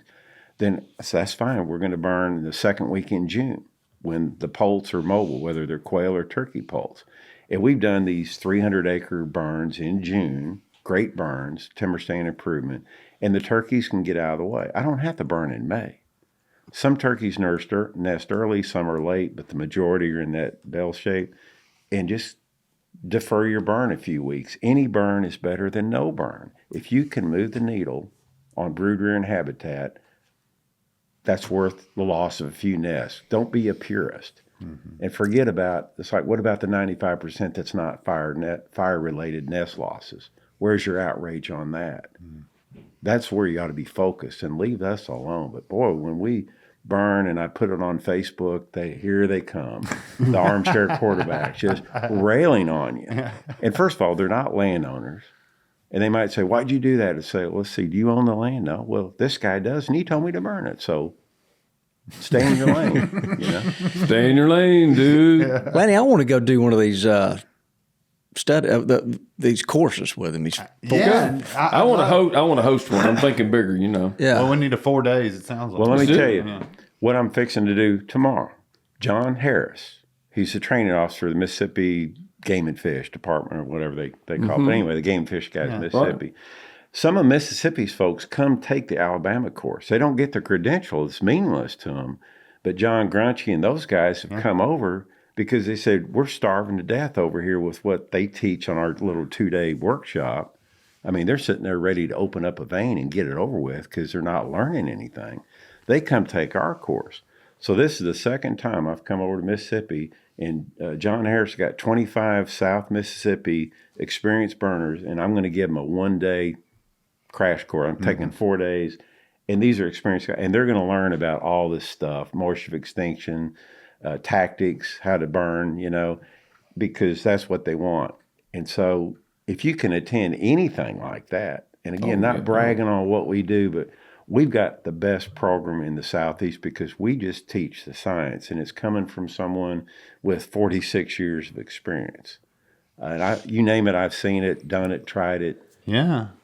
Hey, And people can relate to that. I'd sign up for that one in a heartbeat. 4 days sounds like a vacation. I took a whole semester of it, and I think I somehow scratched out an A. But I still have a Look at lot to you. learn. I told Like you, I, yeah. Oh, we never. I know I have a lot to learn. I've learned so much just listening to him today. I've got a lot more to learn for sure. That's why I learned most stuff I ever learned is by screwing it up first. What I bring to the table, I'm not like Forrest Gump, I'm not a handsome man. I'm not a smart guy, but I got experience and I can kind of get it down in the weeds. Now, I've had all the fire behavior stuff with the feds. I mean, I could get down in the deep stuff, but I don't believe in smoking people. I want them to, one practitioner to the other. Here's what I found to be true. Here's videos, here's stuff. And people can relate to that. And then I encourage them to say, go try some of this at a small scale, and you'll get better and better. I'm still, every time I drop the match, I learn something. I'm not saying my brain's full, I'm done learning. I hope the good Lord, I think there's still some candy in this pinata. Yeah. I'm hoping I Great, got, that boy. He's full of them. I hope I got 10 more years to keep doing more fire and keep passing on my information to other practitioners and spur them on. Not so you do it this way. I want you to think. Right. Tell me what you want, and then I'll show you how to get there. And then over time, you'll be quite the artist. You'll be able to do this yourself. So if a place has never been burned to the landowner's knowledge, and it's just leaf litter, just thickly, is that a dangerous scenario? It is unless you do the right thing. And there's a lot of habitat that hadn't been burned. So here's what's true. You tell them, say, it's got to be done, period, in the dormant season, January, February. It's got to be done when the soil moisture condition, the Keach Byram drought index, is typically 300 or less. And we teach what that is. You want that when it's in like 50 or less, where the duff and everything's wetter, so it can't burn down deep. So do a dormant season burn, do a cool season burn, pick a day when it's like maybe 50 degrees or less. Everything's on the moist end.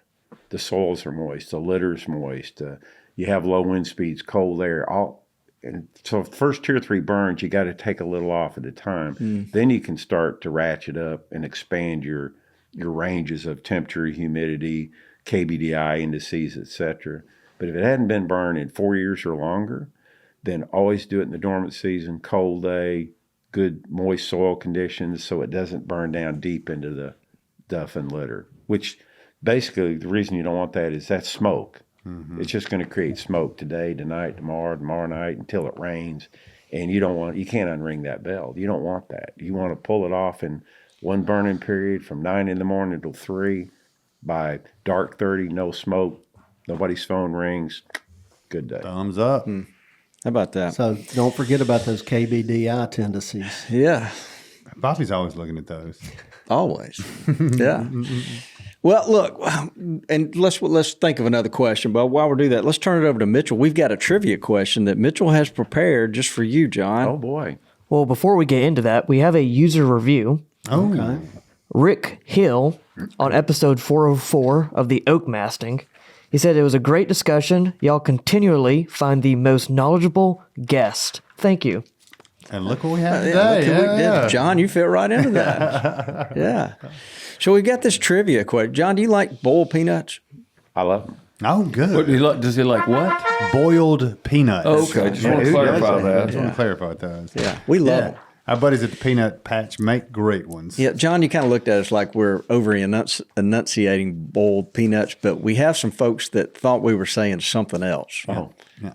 Yeah. And it was not boiled peanuts. No, we'll talk about that afterwards. Yeah. So All right, John. So the trivia question is, in what state was the largest wildfire in U.S. history? I would say Oregon, the Tillamook fire. Well, let's hang on one second. This thing went back a long ways. I was surprised. About Like 1915. 1825. Yeah. Oh, my goodness. So it wasn't. And I'll break it Tillamook. down. It's in the northeast Okay. area. Then that probably would have been Minnesota. more northeast. More east than Minnesota. You got the first letter right. Okay, then Michigan. Well, More east. I give up. go ahead. Want to go for it? It was Maine. In 1825. In 1825, the Miramichi fire burned 3 million acres of land. In Maine? In Maine. 18 what? 25. I think we need to keep the trivia questions within the last 100 years. No, I mean, Yeah. I never would have guessed that because Maine, there's like 3 burn days Yeah. in a year. Yeah. Yeah. It's just so cold, it's so wet. I wouldn't think you could get 300 acres, let alone 3 million. That must have been extremely dry, windy conditions. Now, granted, there's Summertime, nothing in Maine. I never would have guessed Yeah. that. Reading about it, it started on the Maine Canada border. And because there's nothing out there and it's all forest, it just started going and going. I think it said like 4 weeks before it was actually like sort of contained. And then they just let it burn. Yeah, they didn't have many ways. They didn't No. Yeah. They didn't have airliners. They're probably like, look at that smoke. I wonder where that's coming from. But you know, we had the last Man, I bet- couple of years, we've had the issue with Canadian fires causing respiratory yeah, I problems forgot all the about way that. down here. That's some major transport winds. I was in Nashville that summer, and every morning you'd get up and it would be a haze, and you could smell it, you could feel it in your lungs and all that. Yeah, It was it caused bad. Yeah. Normally, we don't have to screen our smoke 1,500 miles. Right. Yeah. But when you load up the atmosphere in these upper level, Yeah. jet Jet streams. streams, it's got to go somewhere until it, finally dissolves and mixes. But Well, John, you've been a great guest. How can Yeah. can guys follow you on Facebook or Instagram or what's? yeah, I mean, my forestry consultant business, I'm a one-man wrecking crew. I don't have a Facebook page, but just me, myself, John Stivers. Feel free to send me a friend request. And there's several John Stivers out there, but you can tell me because you'll see all these fire pictures. Yeah, real smoke. And I normally, when I burn, I take videos and post pictures and stick them on there because I'm trying to spur people on and get them to ask questions and all. So I would be happy to have Facebook followers. How often do y'all do these seminars? The state picks them. We do 3 a year. We do one in June, one in July, and one in August. One in June is in South Alabama, around Foley, close to Gulf Shores. And then we do one in July at the Alabama Fire College in Tuscaloosa. I'm a Razorback fan. Bobby, don't, sorry. Everybody smiled. If I Everybody stepped smiled. on some No, toes. I don't No, think you I stepped on didn't. anybody's No, toes no, here. no. And then the third one we did this past year at Livingston, University of West Alabama. Hey, So I'm how did we hoping- miss that one? Go back to Livingston again. Well, that's my home away I from want home. them to. And here's the other thing I can tell you is I teach it and we limit it to 50 people. So when they advertise these, they fill up in like one day. Better get on it then. Now, if any of you guys or your chums say, hey, I want to go and I got locked out, you call me and I'll tell Marty, let him in. All right. So I'll We got a connection, man. Yeah, Man. I'll drop a name, just say, hey, John. But no, seriously, if you want to go to the one in Livingston or even Tuscaloosa, Yeah. and you get locked out because it's filled up so quick, let me know and I'll do my best to get you in. We got a Be place happy to to stay do I down think there. that Foley one sounds good. You let the rest of your family hang out on the beach and get sand in their shorts, and we get to go learn about one of the coolest subjects ever. Well, that's what I do. I rent a condo for the week. Family goes down there, and I might, have some seafood and a cold beer from the 7th floor, watching the salt spray in here. I don't get to see it, but I'm happy. That's my happy spot. But Yeah. So, John, I think we ought to look at having you. We ought to have Richie in bed in a fire retardant suit and, Absolutely. and run with John for a day. Yeah. He done eat. Run some fire over him. one shameless plug, our Prescribed Burn Association, cover 25 counties. I've got burns lined up in Pickens County, just Oh, across nice. the line Yep. this winter on a landowner's like 152 acres, not a big burn. But I've got several burns I'm going to be doing in West Tuscaloosa and Pickens County. And when I do that, like Yeah. I said, I'll get a card from you. I'll let you know. And based on whatever day it lines up, I'd love for you to come over if it worked out. Yeah. And that way we'll stay in touch. Any burns I do in West Alabama, Sumter County, Greene County, Pickens, Tuscaloosa. Yeah, that'd be a great If you opportunity. guys want to for us. come watch, we'll let you. Put Richie on the ground with the camera. There we could. All right, guys, this has been a lot of fun. Is there anything we kind of touched on the giveaway? Guys need to go and sign up. One thing we are, we appreciate you listening. If you want to watch and see what's going on in the studio, be sure and subscribe to the YouTube channel and check that out. We got full episodes on there. That's a big deal. Yeah. The biggest thing you can do to thank us for doing this is to like and subscribe. I know we over mention that, but It's really we important. really would appreciate it. Yeah, we do. Mitchell, you did a great job with the board today. John, you Unbelievable, lived up to our expectations. Yeah. He burned it up today. He did Burning Man. That's right. You did good. I hope you'll let us take you to lunch. We'll eat a little cake and we'll do that. So We're going to eat cake before lunch. I didn't thought Maybe. about that. So We'll worry about that. yeah. Looking around the room, Toxie looks he's happy. Time to move on. He's already burned it. Why don't you say goodbye, Dudley? Goodbye, Dudley. Get us out of here, Mitchell. Thanks for tuning in to this week's episode of the Gamekeeper Podcast. And be sure to tune in again. Subscribe to Gamekeeper Farming for Wildlife magazine and don't miss the Mossy Oak Properties Fistful of Dirt podcast with my good buddy, Ronnie Cuz Strickland.